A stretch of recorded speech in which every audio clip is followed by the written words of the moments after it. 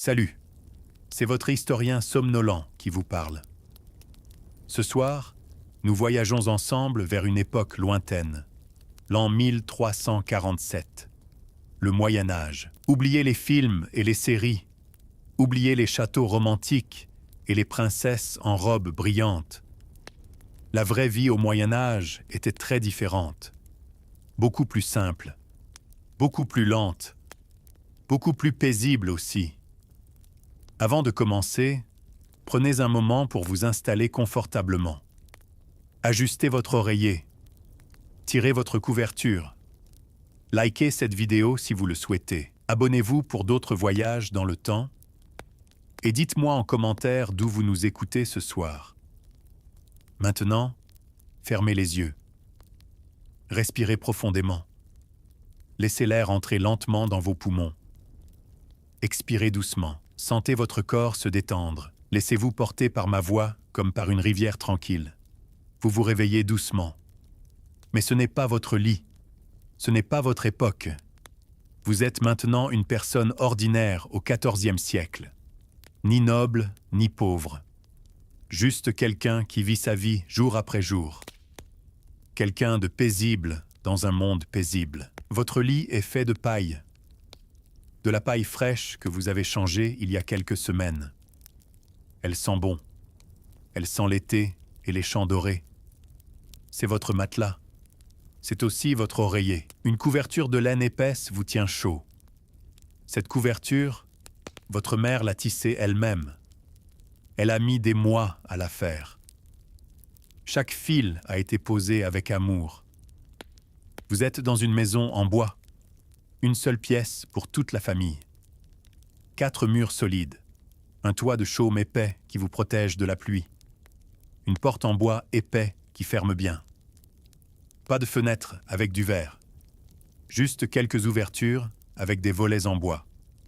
Le verre coûte trop cher. Seuls les très riches en ont. Mais vous n'en avez pas besoin. L'air circule bien. La lumière entre doucement. L'air est frais ce matin. C'est un matin de printemps.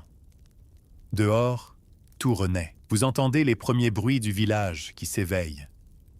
Un coq chante au loin. Sa voix claire déchire le silence de l'aube. Une vache meugle dans l'étable voisine. Un son doux et familier. Des pas sur la terre battue. Quelqu'un va déjà au puits. Le village commence sa journée comme tous les jours depuis des siècles. Il fait encore sombre dehors. Il n'y a pas d'électricité, bien sûr. Pas d'ampoule. Pas d'interrupteur. La lumière vient du soleil le jour. Des bougies et du feu la nuit. Mais les bougies coûtent cher. On les garde pour les occasions importantes. La plupart du temps, on se couche avec le soleil. On se lève avec lui. C'est naturel, c'est simple. Vous vous levez lentement. Vos muscles sont un peu raides, mais pas douloureux. Vous avez travaillé hier dans les champs, mais votre corps est habitué. Le travail au Moyen Âge demande de la force, mais pas plus que votre corps peut donner. Tout se fait à la main, lentement, sans se presser. Les machines n'existent pas encore, mais vous n'en avez pas besoin. Dehors, vous entendez les cloches de l'église. Elles sonnent l'heure. C'est la seule horloge du village. Leur son bronze traverse l'air matinal. Il résonne dans votre poitrine. Les cloches rythment la vie de tous. Elles disent quand prier, quand travailler, quand s'arrêter. Elles vous guident dans votre journée comme une mère guide son enfant. Votre famille dort encore à côté de vous.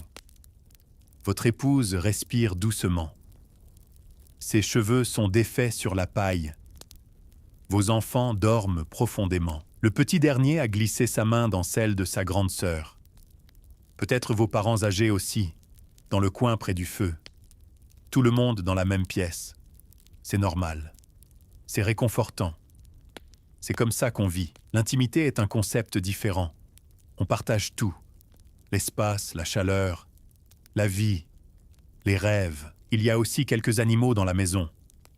2 poules qui dorment encore, la tête sous l'aile. une chèvre qui vous regarde de ses grands yeux doux. Ils vous tiennent chaud l'hiver. Ils donnent des œufs, du lait. Ils font partie de la famille. Vous les connaissez par leur nom. Blanchette la chèvre, Rousse et Brune les poules. Elles vous reconnaissent. Elles savent que vous prenez soin d'elles. L'odeur de la maison est particulière. C'est un mélange de paille fraîche, de fumée de bois, d'animaux propres, d'humains endormis. Ce n'est pas désagréable, c'est familier, c'est réconfortant. C'est l'odeur de votre vie, l'odeur de votre monde, l'odeur de chez vous. Vous vous habillez lentement, sans faire de bruit pour ne pas réveiller les autres. Vous n'avez pas beaucoup de vêtements, mais ils sont de bonne qualité. 1 ou 2 tuniques, un pantalon en toile solide, des chaussures en cuir que vous réparez vous-même quand elles s'usent. Tout est fait pour durer. Rien ne se jette, rien ne se gaspille. Votre tunique est en laine ou en lin. Elle est douce sur votre peau. Les couleurs sont ternes mais belles. Brun comme la terre, gris comme le ciel d'hiver, beige comme le blé mûr. Les teintures vives coûtent cher. Elles sont pour les riches. Mais vous aimez ces couleurs naturelles. Elles vous portent les couleurs de votre monde, de la terre, des arbres, du ciel. Il est temps de commencer la journée. Vous sortez de la maison. L'air frais vous réveille complètement. Il sent la rosée et les fleurs qui s'ouvrent. Le village s'étend devant vous. Quelques dizaines de maisons comme la vôtre, toutes en bois et en torchis, toutes avec leur petit jardin, toutes différentes mais semblables. Chacune raconte l'histoire d'une famille. Le sol sous vos pieds est de la terre battue. Il n'y a pas de routes pavées ici, juste des chemins de terre qui deviennent boueux quand il pleut. Mais au printemps comme aujourd'hui, la terre est souple. Elle sent bon. L'été, c'est la poussière tiède. L'hiver, c'est la boue qui durcit. Le printemps et l'automne, c'est entre les deux, parfait pour marcher. Vous marchez vers le puits du village. Vos pas font un petit bruit sourd sur la terre. C'est là que tout le monde vient chercher l'eau. Le puits est ancien. Il a été creusé par les ancêtres. L'eau du puits est claire et fraîche. Elle vient de profond sous la terre. Elle a le goût de la pierre et du temps. C'est l'eau que vous buvez. C'est l'eau avec laquelle vous cuisinez. C'est l'eau qui vous lave. D'autres villageois sont déjà là. Margot la boulangère tire son seau. Pierre le forgeron se lave les mains. La vieille Agnès remplit sa cruche. Vous les saluez tous. Vous les connaissez depuis l'enfance. Dans un village médiéval, tout le monde connaît tout le monde. Les secrets n'existent pas vraiment. Les nouvelles voyagent vite. Mais ce ne sont pas de mauvais secrets. Juste la vie qui se partage. Margot vous sourit. Elle a le visage rouge du four à pain. Pierre vous fait signe de la main. Ses bras sont forts du travail du fer. Agnès vous bénit de sa voix cassée. Elle a 80 ans. C'est très vieux pour l'époque. Elle est la mémoire du village. Elle connaît toutes les histoires. Vous puisez votre eau dans un seau en bois. L'eau est lourde, mais vous avez l'habitude. Vous la portez délicatement pour ne pas en perdre. Chaque goutte compte, surtout en été quand le puits baisse. Mais au printemps, l'eau est abondante. Elle reflète le ciel dans le seau. Elle tremble légèrement quand vous marchez. De retour chez vous, votre famille commence à s'éveiller. Votre épouse ouvre les yeux. Elle vous sourit. Les enfants s'étirent sur la paille. Le petit dernier bâille. Blanchette la chèvre bêle doucement. Elle a faim. Les poules gloussent. Elles veulent sortir. La maison s'anime doucement. Vous allumez le feu. C'est un rituel important. Le premier geste de chaque journée. Le feu réchauffe la maison. Il permet de cuisiner. Il donne de la lumière. Sans feu, pas de vie possible. Vous utilisez un briquet à amadou.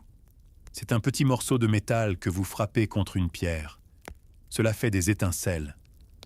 Ces étincelles enflamment un champignon séché, l'amadou. Puis vous allumez des brindilles sèches, puis des bûches plus grosses. Le feu prend. Les flammes dansent. Elles projettent des ombres mouvantes sur les murs. La fumée monte vers le toit. Elle s'évacue par une ouverture. L'odeur du bois qui brûle remplit la maison. C'est une odeur de sécurité, de chaleur, de foyer. Votre épouse se lève. Elle vous embrasse sur la joue. Sa peau est douce et tiède. Elle sent bon. Elle sent la laine et le lait. Elle va traire Blanchette. Les enfants se lèvent aussi. Le plus grand va nourrir les poules. La petite fille aide sa mère. Chacun a son rôle. Même les plus petits participent. Le petit déjeuner est simple, mais bon. Du pain que vous avez fait cuire hier dans le four commun du village. Il est encore un peu dur, mais il a bon goût. Un peu de fromage blanc que vous fabriquez vous-même avec le lait de Blanchette. Il est frais et crémeux. Peut-être un œuf si les poules ont pondu. Rousses et brunes sont généreuses ce matin. Et de la bière légère. Oui, de la bière dès le matin. C'est plus sûr que l'eau des rivières. Cette bière n'est pas comme celle d'aujourd'hui. Elle est moins forte, plus trouble, plus douce. C'est plutôt une boisson nutritive qu'une boisson alcoolisée. Les enfants en boivent aussi. C'est normal, c'est nourrissant, c'est sain. Votre pain est dense et parfumé. Il est fait avec de la farine complète, parfois mélangé avec de l'orge ou de l'avoine. Le blé pur coûte cher. On le garde pour les jours de fête. Mais ce pain mixte a du goût. Il vous donne de la force pour la journée. Pendant que vous mangez, vous planifiez votre journée. Si vous êtes paysan, vous devez aller au champ. Si vous êtes artisan, vous travaillez dans votre atelier. Si vous êtes marchand, vous préparez vos marchandises. Aujourd'hui, vous êtes paysan. C'est le métier de la plupart des gens. La plupart des gens sont paysans. Ils cultivent la terre. Ils élèvent des animaux. Ils produisent la nourriture pour tout le monde. C'est un travail dur, mais noble, essentiel, béni par Dieu. Sans les paysans, personne ne mange. Vous êtes fiers de nourrir les autres. Vous sortez de nouveau. Le soleil commence à éclairer le village. Ses rayons dorés percent entre les maisons. Les ombres sont encore longues, mais elles raccourcissent. L'air sent la rosée qui s'évapore et la fumée des cheminées. C'est un matin comme tant d'autres. Un matin de votre vie médiévale. Un matin béni. Vous marchez vers vos champs. Ils ne sont pas très loin du village. 15 minutes de marche tranquille. Personne ne vit isolé. C'est trop dangereux. Les loups existent encore dans les forêts. Les bandits aussi parfois. Mais surtout, c'est moins bien. La sécurité, c'est le groupe. C'est la communauté. C'est l'entraide. Le chemin vers les champs est agréable. Il serpente entre les haies vives. Elles bourgeonnent au printemps. Bientôt, elles seront couvertes de fleurs blanches. Vous croisez d'autres paysans qui vont au travail. Vous les saluez. Vous échangez quelques mots sur le temps, sur les cultures, sur les nouvelles.